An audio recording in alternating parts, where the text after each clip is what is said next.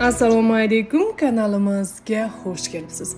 Azizlar, e'tiboringizga yurak uchun eng foydali bo'lgan 4 ichimlikni sizlarga taqdim etamiz.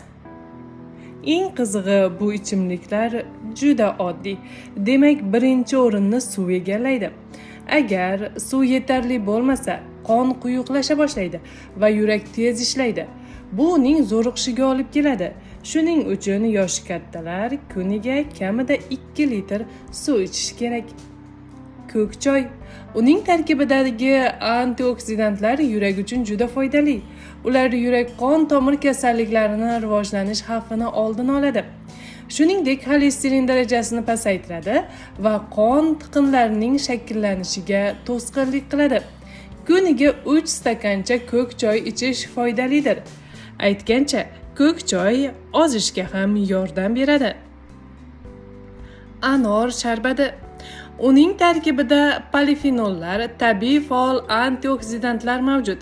Anor sharbatini muntazam va vaqti bilan ichish yaxshidir. Qahva. Bir nechta tadqiqotlarga ko'ra, qahva ichish yurak xuruji va insult xavfini 20-40% ga kamaytiradi. Shifokorlar kuniga 2 stakandan ko'p bo'lmagan tabiiy qahva ichishni tavsiya qilishadi. Shuningdek, qahva xotiraga ham ijobiy ta'sir etadi. Kanalimizni kuzating va doimo sog'-salomat bo'ling. Yuragim sog'lom bo'lsin desangiz, hech bo'lmaganda suv va ko'k choy ichib turing. Shuningdek, Hayron o'z kanalini kuzatishda davom eting.